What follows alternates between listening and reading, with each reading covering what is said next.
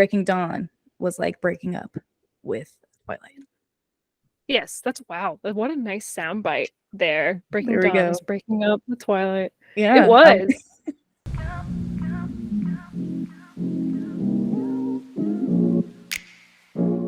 Hello, and welcome back to Fangirl Feels. My name is Olivia. My name's Tanya. And we are the podcast where we have an emotional analysis of all the popular books, TV shows, movies, and more that we consume every week and that you probably do too. And today, we're actually going to take a deep dive into the one, the only Twilight. That book. The book, that unheard of series that no one knows about, Twilight. That small indie book from like the late Small 2000s. indie book. Yeah. Yeah, no one knows about it. I wanted to do this deep dive because Twilight is like a book that is integral to my story as like a fangirl. It is like one of the originals, which I think for most girls it is, right? Like, were you a Twilight girly, Tanya? I was. The way it took hold, the chokehold it had on our generation. Yeah. It was intense. It was like nothing else. I want to like talk about our histories with Twilight first, because like, yeah, it's like my becoming a woman book, you know? Yeah. It really was. Like, I read it my freshman year of high school, which was like around like 2007. And I had like these two good friends of mine who were like bigger readers than me. And they just introduced me to it, and it changed my life. I was like, books can be like this? Because I had only read like Harry Potter really up until that point, and then thought that was kind of it. I liked Harry Potter, and then like Twilight was like my introduction into like the romance genre. I was like, what is this? Like the ripe age of like 14 changed my life. I have a really similar story. Yeah, like the jump from Harry Potter to Twilight. Yeah, the and like then soon journey. after, yes, like 50 Shades of Grey came after we were all still young. Like, I just think that's funny. I don't know if there were books within the past like 10, 15 years that had that same, like, other than ACOTAR, right? But like, I don't know if kids are reading that like in high school. Who knows? Like, that really was like a defining book for our generation during like middle school, high school, for sure. It's true. When did you read Twilight? Like, what age were you, or what grade? I want to say I was in high school too, probably freshman year. Sounds like it. Sounds like a sophomore year, because we're a year apart, I think. So probably freshman, sophomore year was when I read it. And I remember like, because as like a teenage girl, you're always thinking about like, who's gonna ask me to prom, and who do I have a crush on, and that's who you're talking about. It's what you think about a lot. And so this book was like putting yourself in Bella's shoes, having a crush, like, what's his name? Oh, I'm already forgetting characters. Edward? You forgot? Yeah, wow. Edward? My brain's not working today. I was about to say Edward Norton. Oh no, very different character. I know. Well, like having someone like so I didn't have a boyfriend in high school. So I was always like hoping and dreaming for like this romance. And so like we would like envision it, like we'd want it to become real so badly. It's true. It like, yeah, exactly the same thing. I didn't have a boyfriend in high school either. And it was just like, Bella was a character where everyone can kind of just imagine themselves being. Like, she was someone, and I've seen like real analysis about this, how like her personality was just like limited enough where she was just someone who you could just like step into, like, especially as like a young girl, that you could just be her. And like, of course, that's like what we did, right? Like in any romance novel, you are like imagining yourself as like the female protagonist. Like, that's just an element. But Twilight, especially just at like the age of 15, or whatever age, 14, 15, I don't know, whatever, was like just ripe for the picking, like ripe for that opportunity for a bunch of young girls. It's interesting that like, yeah, you had a similar story of like Harry Potter. Like, Harry Potter was the book that got our generation to like consider reading. I didn't read a single thing afterwards. And then Twilight. And then I'm like, oh my God, Twilight, this book is the best. Right? It's like we were craving that thing, the next thing to jump on the bandwagon for, like to get into it. Like, there's real FOMO. Like, I'm pretty sure a friend got me into it, and like that sharing of this culture, which was predominantly, I'm not gonna lie, between the girlies. I think Harry Potter was just like everyone, the boys too. But yeah, me and my girlfriends, obsessed. Yeah, absolutely. It was just a girl thing. I didn't know really any boy that was reading Twilight. Although because I did the same thing, like my two friends, like who they were bigger readers than me, told me to read Twilight, and then I just like was the biggest Twilight evangelist. I remember I was just like my cousin, like anyone I knew, I was like, you must read this book. Like this is the best book ever. Which then I got like my sister to read it and like her friends. But then my sister gave my copy of Twilight to one of her friends, one of her boyfriends, actually, not boyfriends, like a boyfriend. Wow. You know what I'm saying? Guy friend. No, I hear you. Yeah. And I never got it back. Blasphemy. I still don't have it. Yeah. And now you don't talk to your sister, so. No, I didn't just help her move across the country. Nope, I haven't spoken to her in 20 years. Never to be seen. Because of Twilight. Because Twilight broke up our sisterhood. Yeah, she gave that book away. That's crazy. No, I wanted to ask you also. Wait, you read an analysis that Bella was basic, and that's why, therefore, we can just put ourselves in her shoes.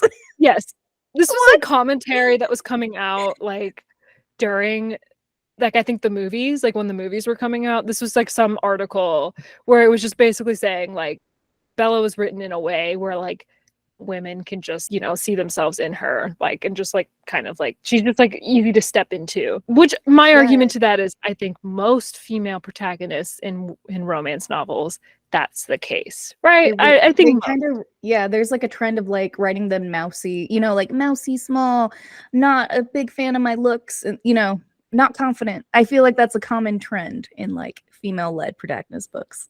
Yes, like especially romance ones, because like, and I think like in high school we all felt that way, right? Like especially if you're like 14, 15, you've never really been in a relationship, but you're starting to like want it, like it's becoming a thing in like your friends' lives and just like your high school life.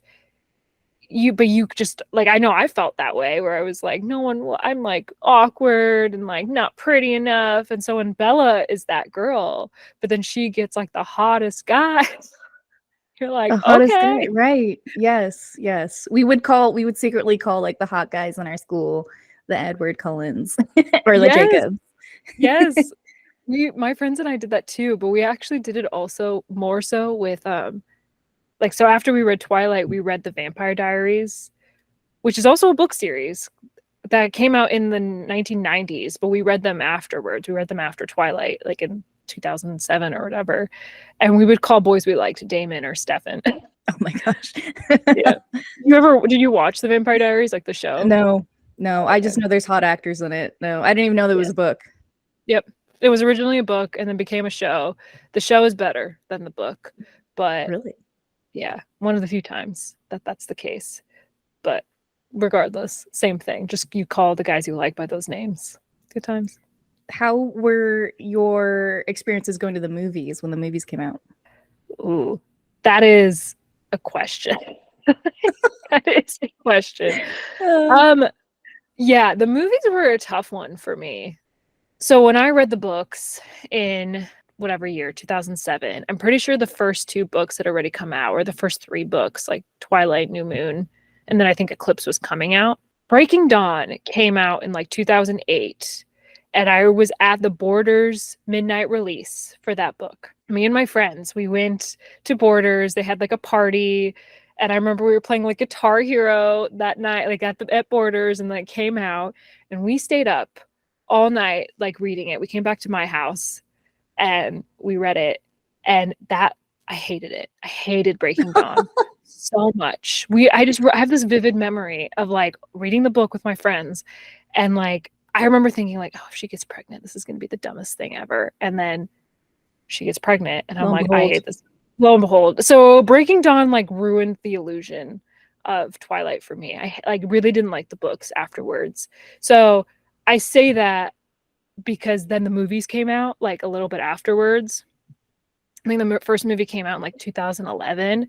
So at that point I had been like kind of like off the Twilight train. Like I was like done with it. I was like, this is dumb. So when I saw the movie, I was like kind of seeing it of just like, oh, okay, like I liked the book, I liked Twilight, let's see if they'll do this right. And I didn't like the movie. I didn't like Twilight at all. I hated the movie, if we're honest. Like, it now has like a cult following because it wasn't good. Yeah, I mean, similar story. I do want to talk about, I think it's funny. I don't think generations now have that experience of waking up, or sorry, staying up for a book release, and like the book release party, specifically at Borders. Rest in peace, Borders. Because I didn't do it for Twilight, but I did it for Harry Potter, and it was just like such a memorable experience. I remember it. You make friends, or you take your friends. I brought my sister or my brother. Like you dress up. Like it was awesome, and I don't think that exists these days. It was so much fun. I don't think it does. I actually haven't thought about it, but you're totally right. It doesn't exist. How would it exist? I don't know. We should look it up. Maybe it does. Maybe it doesn't. We don't even know at like Barnes and Nobles, I guess, you know? Maybe. It was always Borders. Borders was the place to be. I remember the Harry Potter one. I went to that one too. And we had a Borders right down the street from my house. So it was like walkable. But because we were young, my mom didn't want us to stay there like by ourselves. So she would like wait with us for the Harry Potter one. The Breaking Dawn one, she thought we were old enough to do it by ourselves. But yeah, like those were the best moments, integral parts of my childhood. It is sad that I don't think those exist anymore. They're done. And we don't have it on camera. Like we didn't take photos because we didn't have a smartphone. So gone. It's true. Forever. I think I might have some pictures or some videos from the Breaking Dawn one, because I think I had a portable camera. I think I had one of those. Yeah, I wonder if I could find it. I'll see if I can find some of those pictures. I might actually be on Facebook. There might be pictures on Facebook from the Breaking Dawn release. Like no way. Maybe. I will look it up when we're done with this. I'll look it up. Yeah. But you were asking about the movie specifically. I agree. Like the movies weren't great, and like now people watch them to make fun of them. At the time, I think we watched it more critically. Like, we want it to be like the book, and I was upset. Like, I didn't think Kristen Stewart did a good job acting. She's a better actress now, but back then I think she's still trying to get into it. I loved Robert Pattinson. I didn't even finish watching all the movies. I think I only got to like the second one, but yeah, I just stopped after. I'm like, these aren't good. I was like a critical person when I was 18, apparently.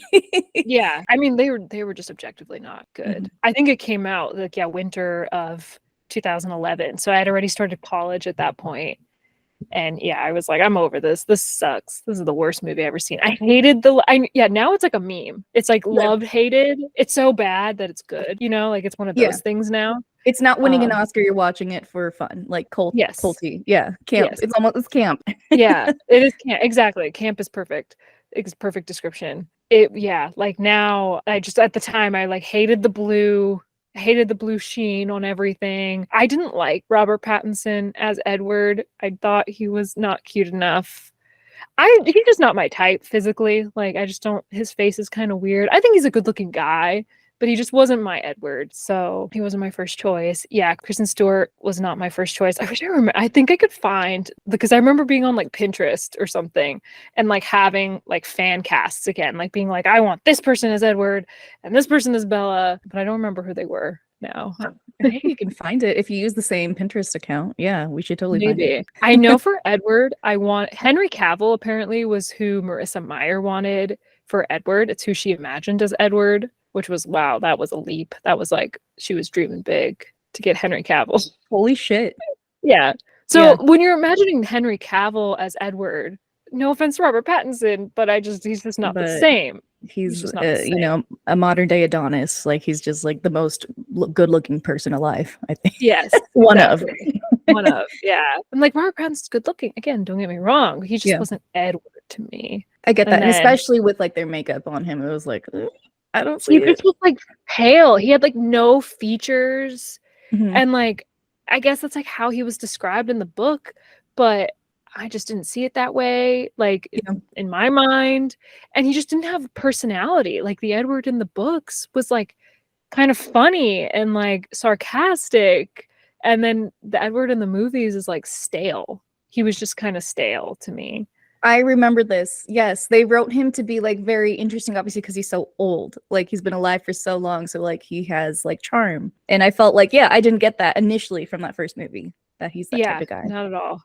Yeah, he had no charm in the first movie. I just remember like that scene where like Bella's walking in that fan and he like smells her for the first time. And he's like, I'm like, what are you doing? This is not how I pictured this at all. But I'm like, I guess this is book accurate, but this sucks.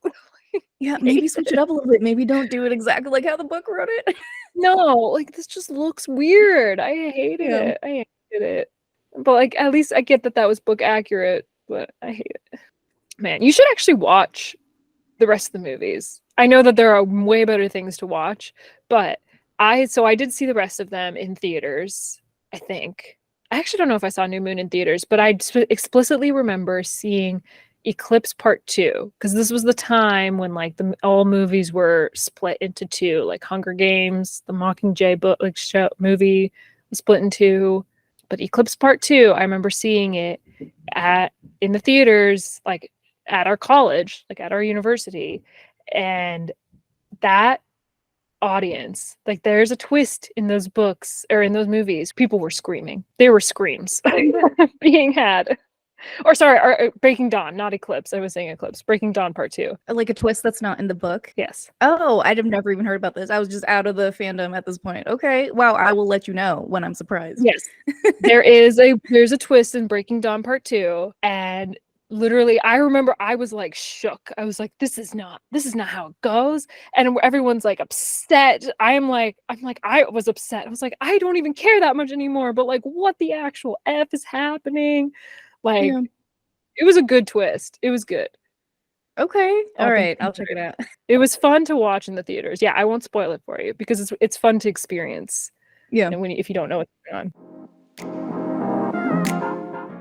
We do want to say before we start this episode, we're going to have spoilers. So just so you know, if you're listening to this, Twilight came out, like 15, 20 years ago? So hopefully you've heard of these spoilers. Just a heads up.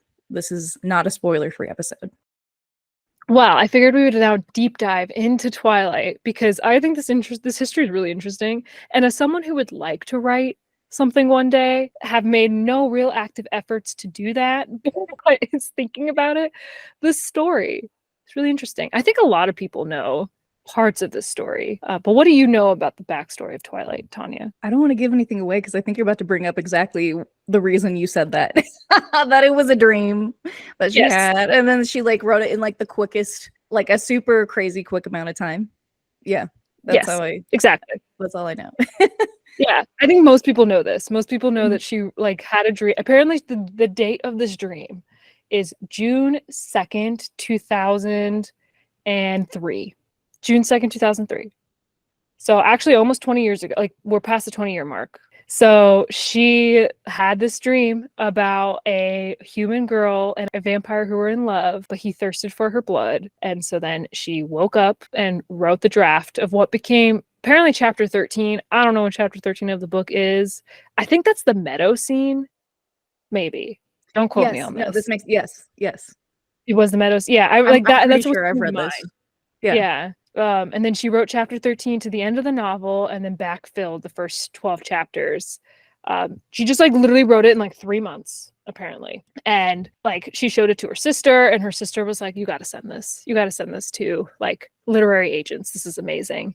But backtrack to like Stephenie Meyer. She was born on December 24th, 1973. She's a Mormon, a member of the Church of Latter-day Saints, which is kind of important because it does have some influence into her books later on. There are definitely some like perceptions of like women and marriage that I think enter into her books. I don't know explicitly, but apparently her books have been banned in certain places because of some of the like religious elements in her book. No, I don't remember that drama. I just remember the drama surrounded by Harry Potter. That's so interesting. So she went to like Brigham Young, which is like a popular Mormon university. She like considered law school, thinking that she could never be a writer, even though she majored in English at this university. And she got married at the age of 21, which is wild. She's very young. I think like her perception of women, I think this can be influenced by like just like her experience. It's like 16-year-old girl and a 117-year-old man. But such is life. There's a lot of those things. But she never thought she could be a writer. And then so this was like her first experience writing anything, which was with Twilight, that she wrote literally in 3 months, which like good for her, girl. I mean, incredible. I wish I could do that. I just want to put that in context to people. Like maybe they haven't looked up like what creating a book and then getting it published looks like. Number one, getting published is super hard and super rare, especially these days. It has to sell and has to sell a lot. And I just looked it up. The average amount of time for someone to go from book contract to publication is anywhere from 9 months to 2 years. That's not even including the time to write a book, which obviously could take years. So for her to go, she wrote it in 3 months? She wrote it in 3 months, literally. Yeah. And then how long, I know you're getting to this, but how long did it take her to get published? So this was in 2003. Let's see. Let's look at my notes. So 8 publishers competed for rights in 2003, which then she was in November of that year. She signed a $750,000 3-book deal with Little Brown and Company, which is like a major publisher. And people competed for it. That's insane. For a first-time writer, imagine you're just like, I'm just going to do this, and you kill it. Knock it out of the park. That is now your career. That bonkers. $750,000 3-book deal. Like, apparently, especially for 2003, that is an absurd amount of money for that time. Like, for a new author fantasy series. Like, and I was reading also that her manuscript was about 150,000 words, which apparently in the YA genre, they recommend you don't go over like 50 to 80,000. And her manuscript was like 150,000. So she was like just breaking all the rules of like traditional YA novels. But she got this book deal literally within months of her writing this. Like, insane. We joke around a lot about how like Sarah J. Maas, her books are so long, and we think like her publishers are just like, just keep going, we're not going to stop you, they're buying it. That probably happened to Stephenie Meyer. They're just like, we're not going to cut this down, just keep going, make it bigger.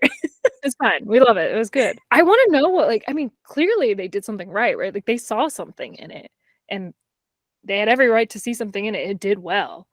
Like, so it was published in 2005 with a run of 75,000 copies, and it reached number 5 on the New York Times bestseller list within a month of its release, and later rose to number 1.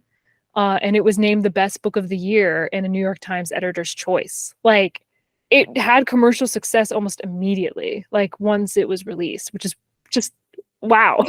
Amazing. There wasn't even social media came 2005 and later, and even that, like, Facebook was like with college kids at first. This was popular amongst YA youths.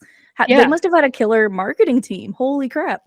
I don't know. Yeah, it's a good point. I don't know how it was marketed, because like you and me, we were saying like we were freshmen or like sophomores in high school, which would then be around like the 2007, 2008 mark, maybe 2006. So I mean, that's like a year or plus after these books came out. Like, yeah, I don't know how it was marketed towards us. I didn't see it, but it got to us. You know, it got there pre-social media somehow. The deal they had with Borders, maybe. I don't know. There's something going on. They had some partners. It's true. It's crazy how like well it did. Can you imagine being her? Yeah, you have this dream and your life changes. You go from being like considering law school to then being a mom and like not thinking you'll never be a writer. And she was young. I think she was like in her early 20s or maybe mid 20s at this point. And then to go on to making $750,000 in a three-book deal with a major publisher, like within months. Crazy. That's nuts. It's unattainable. No one dream. Yeah, hopefully like someone we could do it, but like that's truly unattainable. That's nuts. That's such a rare unicorn. It's such a rare unicorn. It's like inspiring, but at the same time, yeah, I have to like tell myself like, Olivia, this is not you. You are the rule, not the exception. This is not like, you. Try, but just don't beat yourself up if you don't become that. Yeah, if you're not Stephenie Meyer, like that's okay. If you're not Stephenie Meyer, just like wild. It's wild. I'm like, yeah, I'm like, good for her, dude. Like, good for her. Like, what a lucky break that she got. And incredible. So, like, upon publishing Twilight, she outlined a story for the sequel, and this is what's really interesting, which I think is some of where I didn't like Breaking Dawn as an original reader, like as a kid or teenager, I guess. So she had already outlined a sequel. She only intended there to be one sequel, but her publisher, you know, they had that 3-book deal. She had to follow Twilight with 2 sequels. And so she wrote 3 more books, which included New Moon, Eclipse, and then eventually Breaking Dawn. So New Moon came out in 2006, Eclipse 2007, and then Breaking Dawn 2008. But the original story she pitched as a sequel was Breaking Dawn, which explains why the book, I think, didn't do well. I think it was like not critically acclaimed. I don't know. It had like a great run. I think it did well monetarily, but I remember there being a lot of outrage about that book. I hated it. I was like, this is the worst thing I've ever read. But I don't know. Do you remember any of this? I never read the book. I know it's all coming out that like I haven't watched the movies or the books. I think I got to New Moon and stopped with both the books and the movies. So, but I have heard this. My friends who did read them through, Breaking Dawn was like breaking up with Twilight. Yes, that's wow. What a nice soundbite there. Breaking Dawn is breaking up with Twilight. Yeah, it was. It really was. Like the illusion was shattered. Like this book that had like a grip on me just disappeared because I was like, what are we doing? This wolf Jacob is now in love with a baby. What is happening? Wait, what? Horrible. Oh, you don't know this? Wait, what? A baby? I hate to be the one to break this to you. He's a pedophile? So, do I spoil Twilight for you? Do I spoil Breaking Dawn for you? It's been too long. You know what I mean? That rule. It's all good, homie. Statute of limitations. Yeah.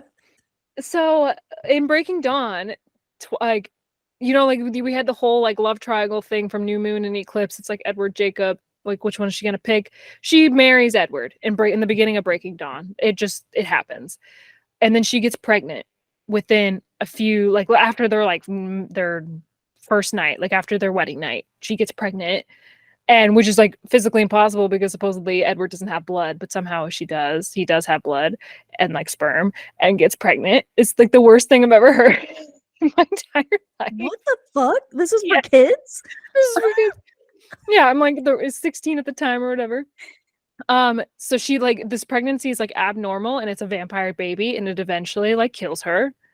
But then she turns into a vampire. They like save her once the baby's born. It's like a rapid pregnancy that's like slowly killing her.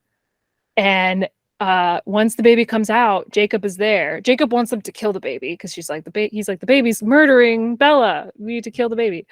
But then eventually they get the baby, and Jacob imprints on the baby and is like, the only reason why I loved Bella was because of this baby. This baby was actually my mate. I wish I was making this up. I wished. Mate? Yeah. Do you remember the whole imprinting thing in Twilight? I think so. Yeah. Yes.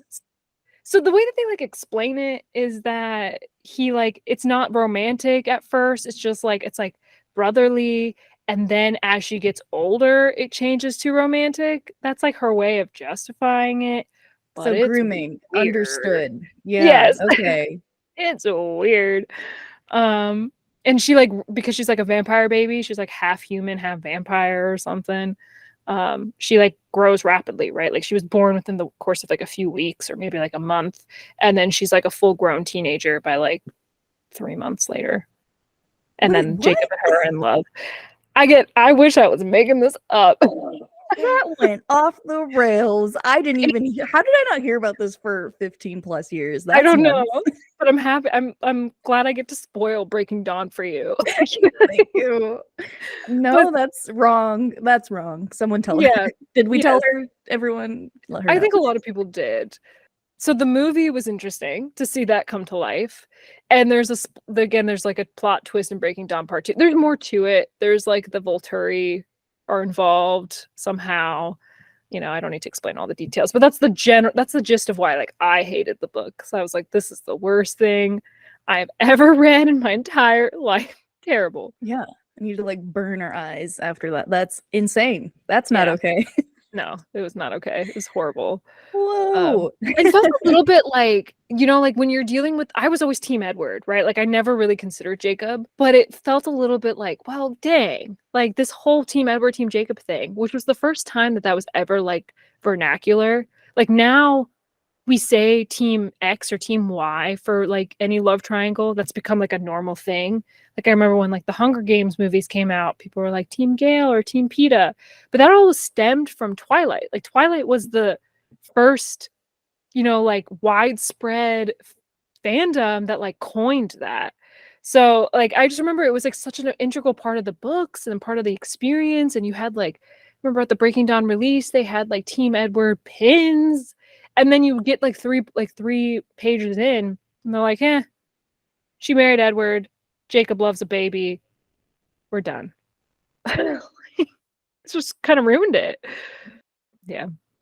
So the books overall, the series as a whole, all 4 books, sold over 100 million copies worldwide in over 37 languages. And in 2008, the 4 Twilight books were the top 4 spots on US Today's year-end bestseller list. Like, these books were an incredible commercial success, like insane. She was the best-selling author of 2008. And she's attributed to being like the first social media networking bestseller, which is interesting because we were just talking about how it didn't start out that way. But I think as like social media caught on in like the early 2000s, this book just got more popularized because of it. And I remember in like our fan fiction episode, we mentioned Twilight a few times because it became like an integral part of the fan fiction community, hence 50 Shades of Grey, right? Like it just became, it had this like cult following that then became fan fiction. It was like a huge player in the fan fiction genre, and then just grew and blew up on its own success. It's like wild what happened with Twilight. It was like the perfect storm of like being right at the advent of social media, to be in there at the beginning for it to grow, and having that fan fiction, and then having 50 Shades of Grey took off like crazy, and everyone knew that was based off of Twilight. So like I think it was just perfect timing. It was. There won't be any, I don't think there will ever be anything like that again. Probably not. Like how could it happen? Yeah, perfect timing. Yeah, like how it's hard to have like another Google, you know what I mean? It's just right time, right place. It's true. Twilight, man. Well, then the movies were then they started talking about movies in 2004. So literally once the first book came out, like a year later, Paramount TV like auctioned it, but they then shelved it. And then 2006, it was Summit Entertainment, which ended up being the like actual creator of the movies. And it was released November 21st, 2008. So actually I was wrong. I thought they came out in 2011. I was wrong. It's 2008. So I was actually still in high school. And it actually had like box office success and favorable reviews, but I disliked it, hated it. Did not enjoy. Yeah, I don't think you were alone in that. Yeah, no, sure. I don't think it was popular amongst actual Twilight fans at the time. We were critical. Yeah. Perhaps the moviegoers who just watched the movies enjoyed it. I don't know. Yeah, maybe. And then the sequel came out in 2009, also in November, and it was the highest single-day domestic gross opening day of a movie that was previously held by Harry Potter and the Half-Blood Prince. So like it was competing on that level, which is like nuts to me, like looking back at it now. And then Eclipse came out in 2010, and then Breaking Dawn was split into part 2, which was part 1 came out in 2011 and part 2 came out in 2012, which I remember seeing part 2 in theaters in college. So yeah, that timeline makes sense actually. Part 1 had mixed reviews, but part 2 was sensational, apparently, according to critics. According to critics, wow. Okay. Roger Ebert, all right. Yeah. Way to go, Roger Ebert. What a liar. What a liar. What a liar. Who paid him out? Come on. Yeah, right. But again, that movie has a plot twist that was fun. That is a one-time thing. You cannot again because you know the twist. But that first time it was fun. It was creative. So you haven't told me the twist yet, right? No, I haven't. Because if you want to watch the movie, yeah, you should. I won't tell you that twist. No. It has nothing to do with Renesmee. That's the baby. Oh, okay. We'll have a second episode again for Twilight after I've seen the movies, so that'd be fun. Yes, please do. We will. So overall, the 4 films, or 5 films, I guess, had a combined budget of $373 million and earned about $3.3 billion worldwide. So they made their money. They made their buck on those films. Yeah. She got well over that 750,000 3-book deal. So yeah. Still probably making money, especially with it coming to Netflix. Yeah, I think she's definitely, her residuals are probably like amazing. I don't know if residuals is even the right word, whatever they're doing, but yeah, whatever it's called. So that's Twilight.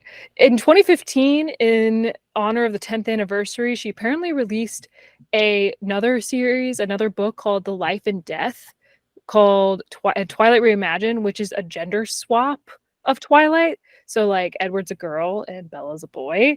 I don't know their names, but interesting. Never read it, but interesting idea. I didn't even hear about it. Okay. Yeah, I didn't hear about it either, but that's a thing. And then I remember this as a kid, like she wanted to release Midnight Sun, which was this it was Twilight from Edward's perspective. And this was like highly anticipated. I remember I was like desperate for it when I was like in high school.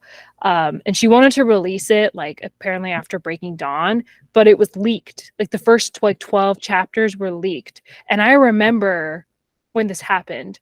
And when it leaked, she said that she will never release it. It's on hold indefinitely. And I remember like I was devastated.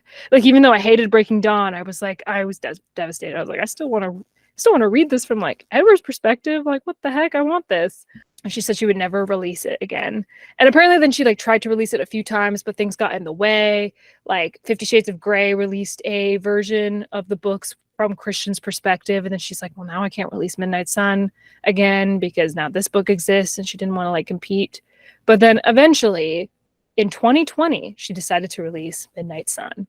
Maybe she felt bad about the pandemic or something. I don't know. And it came out on August 4th, 2020 and sold over 1 million copies and is her latest book in the Twilight series. And I don't think she has any other plans on writing anything else. That was the last one. But that exists. Midnight Sun. It came out eventually. I'd be taking my paycheck straight to the beach, man. Yeah, same. I'd be done too. I would have been done way before that. I wouldn't have released that book. No. I mean, if I were her, I probably would have. Cause like this is an easy book at this point, right? Like people are gonna buy it. Might as well. If you have it written, just sell it.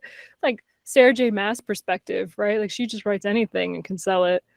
We love We're about to get canceled so hard.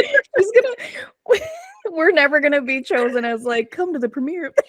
No. Oh god, no. I again love-hate relationship with her. I like at the end of the day, I am somebody who is like, as much as I could be like critical, I don't hate anyone for trying, right? Like, yeah. I don't hate anyone for like, you did it and you did it. Like, I didn't do it.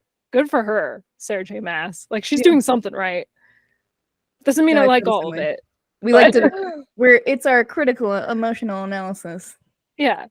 Like, do I think parts of the books are stupid and I don't love all of it? Yes. But do I think she deserves, I mean, do I think she's good? Like she's done something right. I can't judge her for it. Like, right. Well, I keep reading your books. Yes. So something was right. So there you go. Exactly. She's done something right. But yeah, that's the history of Twilight from 2003 to now 2023. The Twilight saga has been completed, and she's gone off to write like other things. Apparently she's written like horror stories. She'd written The Host, which is an adult fantasy or adult sci-fi book, which I have read and I actually really like. Would recommend The Host. Okay. Yeah, I never read it.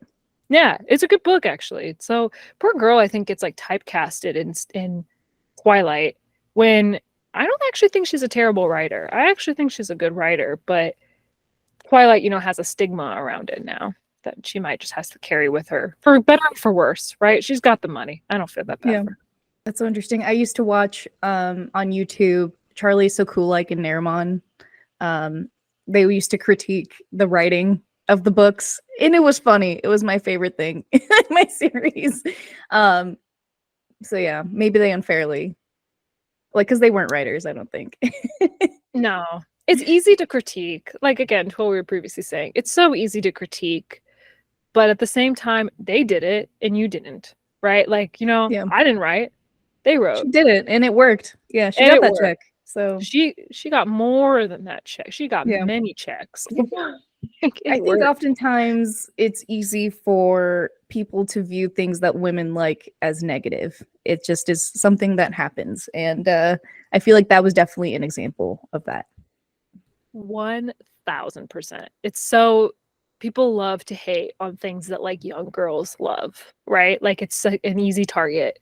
Because, the patriarchy and all that nonsense. So easy. Yeah. But, like, because I remember, like, at some point, I'm, like, embarrassed for liking Twilight. Because it's like, oh, I'm, like, one of those girls. Which is, like, so stupid, right? Like, you're a young girl. You're allowed to like what you like. And so I remember going through, like, a period of time of being like, yeah, I was a Twilight girly. But, like, we don't talk about it. Now being, like, I was also just, like, 15 years old. It's not that serious. And it was a fun book. Like, Yeah. I'm not gonna hate on something that like brought me joy as a kid. Like, and you shouldn't. And that was a part of our like youth in the pop culture at the time. So men are literally out here paying money for fantasy football teams yearly, so they have no room to talk. Okay.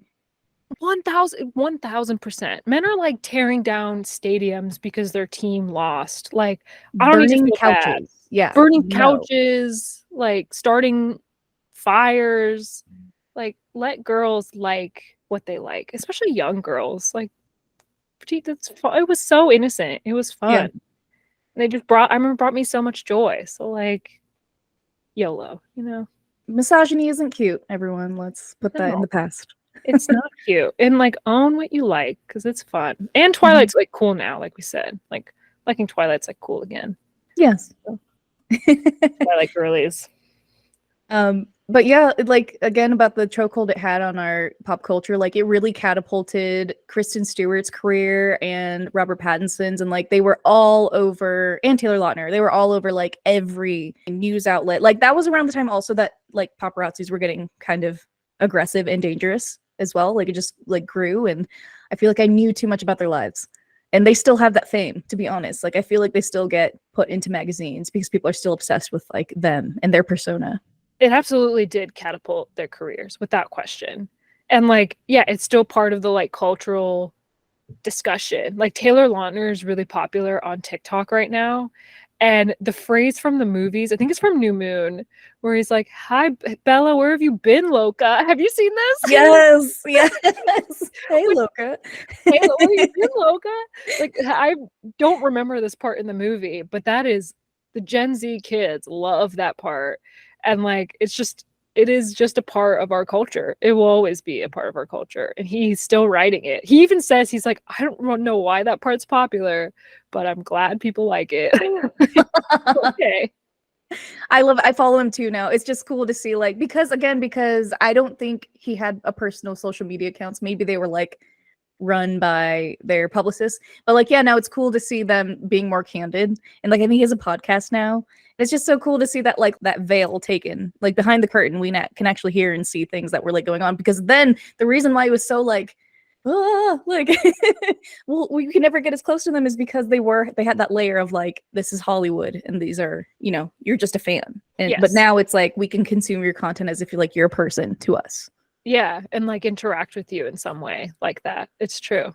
Yeah, he has his own TikTok now, and yeah, he has like a podcast with his wife, who's also named Taylor, which is amazing. That's so funny. It's so funny. Taylor Lautner and Taylor Lautner. Oh my gosh. Kristen Stewart's a little bit more like removed, and Robert Pattinson, I mean, he's like Twilight's #1 hater. So like, I love those interviews and like his remarks about Twilight. I get it though. He got super boxed into that role, typecasting. Yeah. His interviews are hilarious. How much he hated it. Like I don't blame him. I'm like, this is actually quite funny. Like I will watch these interviews. They're so fun. And now he's one of the best actors out there. And like Kristen Stewart's getting great roles as well. Like they're killing it. They are. Yeah, they're both. It didn't hurt their careers, I don't think, very much. They went on to do good things. Yeah. And when she cheated on him. Did she cheat on him? Yeah, you didn't hear that? No, I know that they dated and they broke up, but I didn't know she cheated on him. Girl, I'm so happy I can tell you this because this is how I consume the Twilight culture. Please oh my gosh. Yeah, no, it got so like publicized that like even Trump made a comment before he was even in politics. Like Trump tweeted about it and she made a joke about it when she hosted SNL. But it's just so funny. The story is that she cheated on him. I don't know if anything's been confirmed, but yeah, she was dating Robert Pattinson. They seemingly were in love. And there's pictures of her like with a dude who I think was the director of some film that she was on. And I'm pretty sure he had a wife. So there was just lots of cheating and then they ended up breaking up. So it feels like that was the confirmation everyone was looking for. Whoa, I did not know any of that. I just thought they broke up. Like there's people do. Whoa, drama. Are they like drama? Yeah, it is drama. Are they friends? Like, do they talk? I don't even know. I don't believe so. Based off interviews that I watch a lot of celebrity interviews, okay? But based off interviews that I've seen, because I love like she did interviews for her Princess Diana movie. And I think they brought up Twilight. I don't think that they're still friends, but I mean, they both moved on. Like, she's married now, and she came out as bi. Wait, she's and, like, married? They've moved on. Yeah. I didn't know she was married. Oh my God, I clearly know nothing. Yeah. Dear God. They were young, and so I can't imagine that, like, that was an easy time. Like, growing up also, and then, like, having all the lights, all the cameras on you, all the attention, that must have been really hard for people. Yeah, absolutely. It would be. That's, man, wow, a lot has changed. I'm like looking it up right now. She's married? Who's she married to? Yeah, Dylan is screenwriter Dylan Meyer. Wait, how fitting that her last name's Meyer or Meyer? Meyer, something like full that. Circle. Yeah. Yeah, she's okay, so she's engaged to Dylan Meyer. Mm-hmm. She's a screenwriter. I feel like Kristen's fashion has she's truly killing it. Like, every time she shows up to a red carpet, I think she looks great. She does look really good. She like owns a style now. I do think she's like, she went from being very much disliked as an actress because all her like mannerisms were the same. She'd do this like, and like, put her hair into her hair and like do these weird things like every character of hers did. But I think now, like, yeah, she's like kind of come into her own a little bit and like is more respected. So good for her. I know, good for her. She is a Nepo baby, by the way. I've heard. I don't know who her parents are, but I know that she is a Nepo baby. I did know this. Who are her parents? Let's see. Jon Stewart, director, and Jules Mann Stewart, a producer. Okay, so they were like working in the industry. Yeah, that makes sense. This was a fun story. Yeah, thanks for doing all that research. Yeah, that concludes Twilight. It is a defining moment of our childhood, a defining series that like I'm like happy to have been a part of in some way. It was fun. Good time. Yeah. No, it was cool to be a part of it. It was like the cultural zeitgeist of our time. Yeah. That and like Harry Potter. Man, those were like the juggernauts of our like childhood. I mean, Harry Potter is like a totally different level too. But I'm also happy to have been a part of the Harry Potter, phenomenon as well. That will never happen again for anyone. Yeah. I don't think so. Yeah. Thank you so much for listening to our episode of Fangirl Feels. My name's Tanya. I'm Olivia. We appreciate you listening to this episode of our podcast. This is, I think, our 17th episode, if I counted correctly, which is nuts. We started in February or March of this year, and we've just been continuing every week. So catch us every week. On Mondays, our full deep dives of topics. And then on Fridays is going to be our Fangirl Fridays, where we talk about popular content that we've consumed in the past week. It's less structured. It's more just me and Olivia talking and typically shorter than these full deep dives. So check out both of those episodes. We're on YouTube and Spotify, Apple Podcasts, wherever you find podcasts, we're typically there. Let us know if we're not. We can add ourselves to that. TikTok, Instagram, Fangirl Feels Pod. Let us know what you want to hear next. Please leave us a voice note. If not, that's cool too. It's cool too, but we just want one person to do it. Thank you. Yeah, I think it would be really nice. But until then, until we get that, we'll keep asking. See you later. See you later. Bye. All right, let me stop. That was a fun one. Yeah, I thought that.